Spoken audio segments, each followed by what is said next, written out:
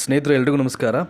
Teacher ರಿಕ್ರೂಟ್ಮೆಂಟ್ಗೆ ಸಂಬಂಧಪಟ್ಟ ಹಾಗೆ ತುಂಬ ಜನ ಒಂದಷ್ಟು ಕನ್ಫ್ಯೂಸ್ಗೊಳಗಾಗ್ತಾ ಇದ್ದಾರೆ. ಅಂದರೆ ಈ ಒಂದು ಎಕ್ಸಾಮಿನೇಷನಲ್ಲಿ ಏನಾದರೂ ನೆಗೆಟಿವ್ ವ್ಯಾಲ್ಯೂಯೇಷನ್ ಇದೆಯಾ ಅನ್ನಲಿಕ್ಕೆ ಸಂಬಂಧಪಟ್ಟ ಹಾಗೆ. ಸೊ ಏನಕ್ಕೆ ಅಂತಂದರೆ ಈ 0.25 ಈ ಪರ್ಸೆಂಟ್ ಬಗ್ಗೆ ಈಗಾಗಲೇ ಒಂದು ನೋಟಿಫಿಕೇಷನ್ ಕಾಪಿಯಲ್ಲಿ ಮೆನ್ಷನ್ ಮಾಡಿದ್ರು. ನೋಟಿಫಿಕೇಷನ್ ಕಾಪಿ ಅಂದರೆ ಜಸ್ಟ್ ಫ್ಯೂ ಡೇಸ್ ಬ್ಯಾಕ್ ಇಲಾಖೆಯಿಂದ ಒಂದು ಕಾಪಿ ಬಿಟ್ಟಿದ್ರು ಅಭ್ಯರ್ಥಿಗಳಿಗೆ ವಿಶೇಷ ಮಾರ್ಗಸೂಚಿ ಅಂತ ಅಂದ್ಬಿಟ್ಟು ಅದರಲ್ಲಿ ಕೊಟ್ಟಿದ್ದಾರೆ. ಅಂದರೆ ಪಾಯಿಂಟ್ ನಂಬರ್ 13ನಲ್ಲಿ ನಂಬರ್ 3ಯಲ್ಲಿ ಸೊ ಅದನ್ನು ಅಲ್ಲಿ ಮೆನ್ಷನ್ ಮಾಡಿದರೆ ದಯಮಾಡಿ ಅದನ್ನು ಓದ್ಕೊಳ್ಳಿ.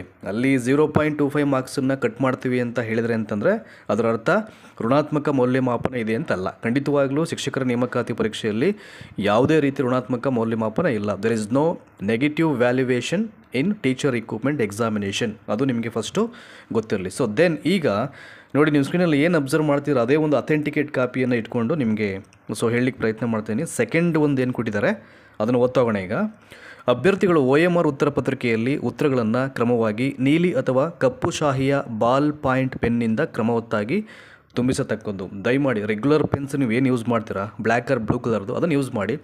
ಯಾವುದೇ ಥರದ ಜೆಲ್ ಪೆನ್ಸನ್ನು ಯೂಸ್ ಮಾಡಲಿಕ್ಕೆ ಹೋಗಬೇಡಿ, ಅದು ಪ್ರಾಬ್ಲಮ್ ಆಗುತ್ತೆ, ಆಯಿತಾ.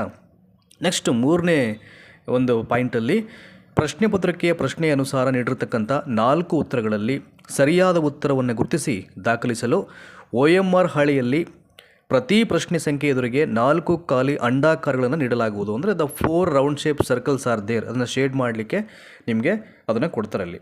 ಸೊ ಏನು ಹೇಳ್ತಾ ಇದ್ದಾರೆ ಆಗಿದ್ರೆ ಇಲ್ಲಿ ಮುಂದುವರೆದಂತೆ, ಇವುಗಳಲ್ಲಿ ಸೂಕ್ತವಾದದನ್ನು ನೀಲಿ ಅಥವಾ ಕಪ್ಪು ಶಾಹಿಯಿಂದ ಕಡ್ಡಾಯವಾಗಿ ತುಂಬಿಸಬೇಕು. ಒಂದು ವೇಳೆ ಇನ್ ಕೇಸ್ ಇಲ್ಲಿ ಏನು ಮಾಡ್ತಿದ್ದಾರೆ ಅಂತಂದರೆ ಇವೆಲ್ಲವನ್ನು ಮಾಡ್ತಿರ್ತಕ್ಕಂಥ ಉದ್ದೇಶ ಮಾಲ್ ಪ್ರಾಕ್ಟೀಸನ್ನು ತಪ್ಪಿಸಲಿಕ್ಕೆ, ಅಕ್ರಮಗಳನ್ನು ತಡೆಗಟ್ಟಲಿಕ್ಕೆ ಇವೆಲ್ಲವನ್ನು ಇಲ್ಲಿ ಐ ಥಿಂಕ್ ಇನ್ಕ್ಲೂಡಿಂಗ್ ಮಾಡ್ತಾ ಇದ್ದಾರೆ. ಕರ್ನಾಟಕ ಎಕ್ಸಾಮಿನೇಷನ್ ಅಥಾರಿಟಿ ಅವರು ಮಾಡಿದ್ರು ಅವರ ಬೆನ್ನಲ್ಲಿ. ಸೊ ಶಿಕ್ಷಕರ ನೇಮಕಾತಿ ಪರೀಕ್ಷೆಯಲ್ಲೂ ಕೂಡ ಈ ಒಂದು ಪ್ರಯೋಗವನ್ನು ಈಗ ಅಳವಡಿಸ್ಕೊಳ್ಳಲಾಗ್ತಾ ಇದೆ. ಯಾವುದಾದ್ರು ಒಂದು ಪ್ರಶ್ನೆಗೆ ನಮಗೆ ಉತ್ತರನೇ ಗೊತ್ತಿಲ್ಲ, ನಾವೊಂದು ಆ ಪ್ರಶ್ನೆಗೆ ನಾವು ಶೇಡೇ ಮಾಡಲ್ಲ ಅಂತ ಅಂದ್ಕೊಂಡಾಗ ಏನು ಮಾಡಬೇಕು, ಯಾವುದೇ ಕಾರಣಕ್ಕೂ ಆ ಕ್ವಶನ್ಸನ್ನು ಹಾಗೆ ಬಿಡೋ ಹಾಗಿಲ್ಲ. ಅಟ್ ದ ಸೇಮ್ ಟೈಮ್ ಅದರ ಪಕ್ಕದಲ್ಲೇ ಮತ್ತೊಂದು ಶೇಡ್ ಇರುತ್ತೆ, ನಂಬರ್ 5 ಅಂಡಾಕಾರದ ಒಂದು ಶೇಡು, ಅದನ್ನು ನೀವು ಶೇಡ್ ಮಾಡ್ಕೊಳ್ಳೇಬೇಕು. ಯಾವ ಪ್ರಶ್ನೆಗೆ ನನಗೆ ಗೊತ್ತಿಲ್ಲ, ಇದಕ್ಕೆ ನಾನು ಉತ್ತರಿಸಲಿಕ್ಕೆ ನಾನು ಹೋಗೋದೇ ಇಲ್ಲ, ಯಾವುದನ್ನು ಶೇಡ್ ಮಾಡಲ್ಲ ಅಂತ ಅಂದ್ಕೊಂಡಾಗ ಏನು ಮಾಡಬೇಕು, ಸೊ ಅದರ ಪಕ್ಕದಲ್ಲಿರ್ತಕ್ಕಂಥ 5ನೇ ನಂಬರ್ ಶೇಡ್ ಏನಿದೆ ವೃತ್ತಾಕಾರದ್ದು, ಅದನ್ನು ನೀವು ಶೇಡ್ ಮಾಡಲೇಬೇಕು. ಇನ್ ಕೇಸ್ ಶೇಡ್ ಮಾಡಲಿಲ್ಲ ಅಂತ ಕಂಡು ಬಂದಾಗ, ಒಂದು ವೇಳೆ ಇವುಗಳಲ್ಲಿ ಯಾವುದನ್ನು ಭರ್ತಿಗೊಳಿಸದೇ ಇದ್ದಲ್ಲಿ ಇಂತಹ ಪ್ರತಿ ಪ್ರಶ್ನೆಗೂ 0.25 ಅಂಕಗಳನ್ನು ಅಭ್ಯರ್ಥಿ ಗಳಿಸ್ತಕ್ಕಂಥ ಅಂಕಗಳಿಂದ ಕಡಿತಗೊಳಿಸಲಾಗುವುದು ಅಂತ ಹೇಳಿದ್ದಾರೆ ಅಲ್ವಾ. ದಯಮಾಡಿ ನಿಮ್ಮ ಸರ್ಕಾರಿ ಉದ್ಯೋಗವನ್ನು ನೀವು ಹೇಗೆ ಕಳ್ಕೊತೀರಾ ಅಂತಂದರೆ 1% ಅಥವಾ 1 or 2 ಮಾರ್ಕ್ಸಿಂದಲ್ಲ, ಪಾಯಿಂಟ್ ಸಮಥಿಂಗಲ್ಲಿ ನಿಮ್ಮ ಸರ್ಕಾರಿ ಉದ್ಯೋಗ ನಿಮ್ಮಿಂದ ಕೈ ತಪ್ಪುತ್ತೆ.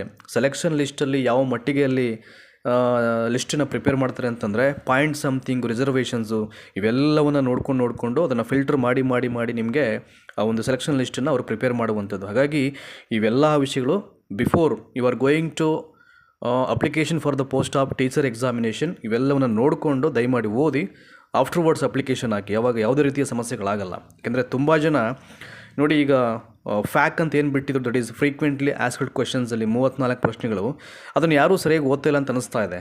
ಈಗ ನನಗೆ ಕಮೆಂಟ್ಸಲ್ಲಿ ಬರ್ತಕ್ಕಂಥ ಕೆಲವೊಂದು ಕ್ವಶನ್ಸ್ಗೆ ಸೊ ಆ ಒಂದು ಕಾಪಿಯಲ್ಲೇ ಮೋರ್ ದೆನ್ ಆನ್ಸರ್ಸಲ್ಲಿ ಕೊಡಲಾಗಿದೆ. ನನಗೆ ಅರ್ಥ ಆಗ್ತಿಲ್ಲ ಯಾಕೆ ಸೀರಿಯಸ್ ಆಗಿ ಯಾರೂ ಓದ್ತಾ ಇಲ್ಲ ಅಥೆಂಟಿಕೇಟ್ಸ್ ಕಾಪಿಗಳನ್ನು. ಎಜುಕೇಷನ್ ಡಿಪಾರ್ಟ್ಮೆಂಟಿಂದ ಈ ಟೀಚರ್ ರಿಕ್ರೂಟ್ಮೆಂಟ್ ಏನು ಕಾಲ್ಫರ್ ಮಾಡಿದರೆ ಅದಕ್ಕೆ ಸಂಬಂಧಪಟ್ಟಾಗೆ ಯಾವುದೇ ರೀತಿಯ ಅಧಿಕೃತವಾದಂಥ ಒಂದು ಇಲಾಖೆಯಿಂದ ವೆಬ್ಸೈಟಲ್ಲಿ ಆ ಥರದ ಒಂದು ಕಾಪೀಸ್ ಬಂದಾಗ ದಯಮಾಡಿ ಅವೆಲ್ಲವನ್ನು ಓದ್ಕೊಳ್ಳಿ. ಅವೆಲ್ಲ ಏನಪ್ಪ ಅಂತಂದರೆ ನಿಮಗೆ ಇರ್ತಕ್ಕಂಥ ಗೊಂದಲಗಳನ್ನು ನಿವಾರಣೆ ಮಾಡಲಿಕ್ಕೋಸ್ಕರನೇ ಡಿಪಾರ್ಟ್ಮೆಂಟಿಂದ ಬಿಡುವಂಥದ್ದು. ಸೊ ಈಗ ಯಾರಿಗೆ ಡೌಟ್ಸ್ ಇದೆ ಕ್ಲಿಯರ್ ಆಗಿದೆ ಅಂತ ಭಾವಿಸ್ಕೊಳ್ತಾ ಇದ್ದೀನಿ. ಮೊದಲನೇದು, ಯಾವುದೇ ರೀತಿಯ ಋಣಾತ್ಮಕ ಮೌಲ್ಯಮಾಪನ ಈ ಎಕ್ಸಾಮಲ್ಲಿ ಇಲ್ಲ. ಸೊ 5ನೇ ಒಂದು ಶೇಡನ್ನು ಯಾಕೆ ಕೊಟ್ಟಿದ್ದಾರೆ ಅಂತಂದರೆ ಮಾಲ್ ಪ್ರಾಕ್ಟೀಸ್ ಮತ್ತು ಕೆಲವೊಂದು ಅಕ್ರಮವನ್ನು ಅವಾಯ್ಡ್ ಮಾಡಲಿಕ್ಕೆ. ದಯಮಾಡಿ ಯಾವುದಾದ್ರು ಒಂದು ಪ್ರಶ್ನೆಗೆ ನಿಮಗೆ ಉತ್ತರ ಗೊತ್ತಿಲ್ಲ ಅಂತ ಕಂಡು ಬಂದಾಗ 5ನೇ ಒಂದು ಅಂಡಾಕಾರದ ವೃತ್ತ ಏನಿದೆ ಅದನ್ನು ಶೇಡ್ ಮಾಡಿ. ಅದು ಮಾಡಿಲ್ಲ ಅಂತಂದರೆ 0.25 ನೀವೇನು ಸ್ಕೋರ್ ಮಾಡ್ತೀರೋ ಅದರಲ್ಲಿ 0.25 ಮಾರ್ಕ್ಸನ್ನು ಅವರು ಕಟ್ ಮಾಡ್ತಾರೆ. ಸೊ ಐ ಹೋಪ್ ಹೇಳಿದಂಥ ಎಲ್ಲ ವಿಷಯಗಳು ನಿಮಗೆ ಅರ್ಥ ಆಗಿದೆ ಅಂತ ಭಾವಿಸ್ತಾ ಈ ವಿಡಿಯೋ ಮುಗಿಸ್ತಾ ಇದ್ದೀನಿ. Thank you so much for watching this video. Will be back again with one more good concept. Thanks again.